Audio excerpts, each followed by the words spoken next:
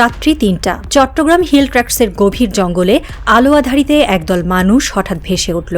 মুখ ঢাকা, হাতে ব্যাগ, হাঁটুর উপর চালিত ভারী নিঃশ্বাস। তাদের পেছনে কেউ নেই, কিন্তু সামনে সীমানা পেরিয়ে এক দেশের ভূখণ্ডে আরেক দেশের অতিথি হয়ে প্রবেশ করছে শত শত মানুষ। তাদের পরিচয় নেই, তাদের দেশ আছে, অথবা দেশ আছে কিন্তু সদিচ্ছা নেই সে দেশে ফেরার। ঠিক এভাবেই শুরু হয়েছে এক নতুন ষড়যন্ত্রের অধ্যায়, যার লক্ষ্য বাংলাদেশ। গত কয়েক সপ্তাহ ধরে বাংলাদেশের সীমান্তবর্তী এলাকাগুলো হয়ে উঠেছে এক ধরনের গোপন আগ্রাসনের মঞ্চ। ভারত থেকে গোপনে পাঠানো হচ্ছে শত শত মানুষ, যাদের মধ্যে সিংহভাগই ভারতীয়, কিছু সন্দেহভাজন আর নামমাত্র অল্প কয়েকজন বাংলাদেশি অবৈধ অভিবাসী। ভারত একে বলছে ডিপোর্টেশন, অথচ আন্তর্জাতিক আইনে অবৈধ অভিবাসী প্রত্যর্পণ কখনোই এমন চোরাগোপ্তা পন্থায় হয় না। সেখানে হয় দাফতারিক চিঠিপত্র, প্রামাণ্য তথ্য যাচাই, দুই দেশের মধ্যে সমঝোতা। কিন্তু ভারত যেন এখন এসব নিয়মকে ধুলোয় মিশিয়ে দিয়ে এক বিপজ্জনক খেলায় মেতে উঠেছে। প্রশ্ন হচ্ছে, কি সেই বিপজ্জনক খেলা? বাংলাদেশ সীমান্তরক্ষী বাহিনী ও স্থানীয় পুলিশের তথ্য অনুযায়ী মে মাস থেকেই সীমান্তবর্তী বন্য অঞ্চলগুলোতে এক ধরনের পুশ ইন ঘটছে। স্ক্রল ইন্ডিয়ার প্রতিবেদন বলছে, মেঘনামুখ, বান্দরবন ও রাঙামাটি এলাকার জঙ্গলে ভারত থেকে একাধিক দলে মানুষ ঢুকিয়ে দেওয়া হয়েছে। অনেক ক্ষেত্রেই ভারতীয় বোট থেকে নদীতে ফেলে দেওয়া হয়েছে মানুষজনকে। পেছনে রেখে আসা হয়েছে পরিচয়, ইতিহাস ও উদ্দেশ্য।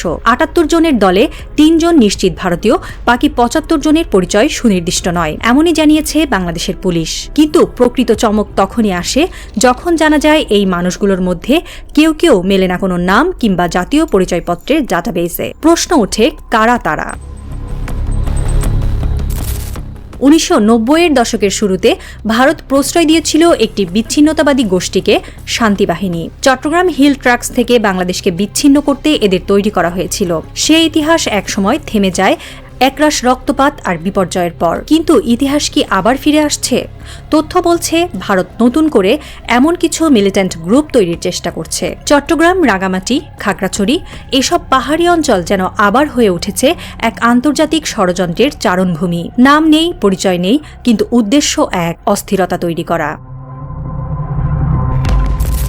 এখানে থেমে নেই ভারত। ভারতের প্রভাবশালী মিডিয়া হাউস ইন্ডিয়া.com এমন এক প্রতিবেদন ছেপেছে, যাতে বলা হয়েছে চট্টগ্রাম হিল ট্র্যাক্স বাংলাদেশ থেকে বিচ্ছিন্ন হতে যাচ্ছে। চট্টগ্রাম হয়ে উঠছে বাংলাদেশের বেলুচিস্তান। তারা আরও বলছে, এখানে বিদেশিরা এসে বসবাস করছে, অর্থাৎ তারা বাঙালিদেরই বিদেশি বলে আখ্যা দিচ্ছে চট্টগ্রামের বুকে। এখানে প্রশ্ন উঠছে, কারা বিদেশি? বাংলাদেশের নিজস্ব নাগরিকরা তাদের দেশের মাটিতে এখন কি আউটসাইডার? ভারতীয় মিডিয়া যেভাবে তথ্য বিকৃত করে নতুন একটি ষড়যন্ত্রের ছায়া তৈরি করছে, তা স্পষ্টতই এক প্রোপাগান্ডা যুদ্ধ, যা যুদ্ধের পূর্বাভাস হয়ে ওঠে। বিশ্লেষকরা বলছেন, এই সব খবর আসলে ভারত সরকারের নির্দিষ্ট দপ্তর, বিশেষ করে র এর পক্ষ থেকে পরিকল্পিতভাবে সরবরাহ করা হয়। গদি মিডিয়া যেমন Zee News, Republic TV, India dot com, Times Now এই খবরগুলিকে নাটকীয় করে তোলে, জনমত তৈরি করে প্রতিবেশী দেশগুলোর বিরুদ্ধে বিদ্বেষ ছড়াতে। আর এসবের লক্ষ্য একটাই, বাংলাদেশের ভূখণ্ডে বিভাজন, উত্তেজনা ও অনাস্থা ছড়ানো। তারা যে এক ধরনের ইনফরমেশন ওয়ারফেয়ার চালাচ্ছে,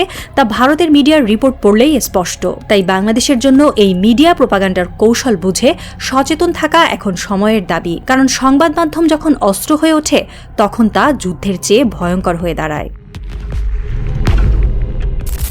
চট্টগ্রাম হিল ট্র্যাক্স শুধু ভৌগোলিকভাবে নয়, সম্পদের দিক থেকেও গুরুত্বপূর্ণ। এখানে আছে খনিজ, বন, পানির উৎস এবং সীমান্তবর্তী আন্তর্জাতিক সংযোগ। একে বলা যায় বাংলাদেশের প্রাকৃতিক রত্নভাণ্ডার। এবং ইতিহাস বলে, যে অঞ্চলের সম্পদ, সে অঞ্চলে আগ্রাসী রাষ্ট্রের লোভ বরাবরই প্রবল। একই কৌশলে ভারত অতীতে মণিপুর, নাগাল্যান্ড ও কাশ্মীরে নানা সংঘাত উস্কে দিয়েছে। এখন হয়তো তাদের চোখ পড়েছে চট্টগ্রামে। প্রশ্ন শুধু একটাই, এই ঘুষিয়ে দেয়া লোকেরা কি কেবল অভিবাসী, নাকি যুদ্ধের বীজ? বাংলাদেশ সরকার এখনও ঘটনাগুলোকে আনুষ্ঠানিকভাবে উদ্বেগের কারণ বলে মন্তব্য করলেও বিশ্লেষকরা বলছেন, পরিস্থিতি তার চেয়েও গভীর। শুধু সীমান্তে নয়, ভার্চুয়াল জগতে, মিডিয়াতেও শুরু হয়েছে ইনফরমেশন ওয়ারফেয়ার। ভারতের মিডিয়া বাংলাদেশকে তালিবানি রাষ্ট্র, অভ্যন্তরীণ বিচ্ছিন্নতার সম্ভাব্য ক্ষেত্র হিসেবে উপস্থাপন করছে। এই পরিস্থিতিতে সীমান্ত পাহারা, আভিযানিক প্রস্তুতি এবং আন্তর্জাতিক কূটনৈতিক স্তরে জোরালো প্রতিবাদ এখন সময়ের দাবি। একই সাথে ভারতীয় মিডিয়ার কন্টেন্ট পর্যবেক্ষণ ও বিশ্লেষণ করে তা খণ্ডন করার মতো একটি কৌশলগত মিডিয়া প্রতিরক্ষা ইউনিট গঠন করাও জরুরি হয়ে পড়েছে। চাঁদের আলোয় রাঙামাটির পাহাড় এখন শান্ত, কিন্তু গভীর রাতে সেই নিঃশব্দ জঙ্গলে হঠাৎই আবার কেউ হেঁটে যাচ্ছে। তার হাতে একটি স্যাটেলাইট ফোন, পকেটে কিছু কাগজ, চোখে এক ধরনের নির্দয় আত্মবিশ্বাস। পাহাড়ের ওপার থেকে কেউ তাকে বলছে, পরবর্তী দল 3 দিনের মধ্যে আসবে, প্রস্তুত থাকো। শান্তিবাহিনী কি ফিরে আসছে, নাকি এটি এক নতুন মিলিটেন্সির ভয়াল উত্থান যা আবার চট্টগ্রামকে রক্তাক্ত করবে? এই প্রশ্নের উত্তর এখনই জানা যাবে না, কিন্তু ছায়া ক্রমশ ঘন হয়ে আসছে। আর সেই ছায়ার পেছনে হয়তো দৃষ্টি রেখেছে এক প্রাচীন প্রতিবেশী, যার নাম, পরিচয়, কৌশল সবই পুরনো, কিন্তু অভিপ্রায় এবার আরও বিপজ্জনক।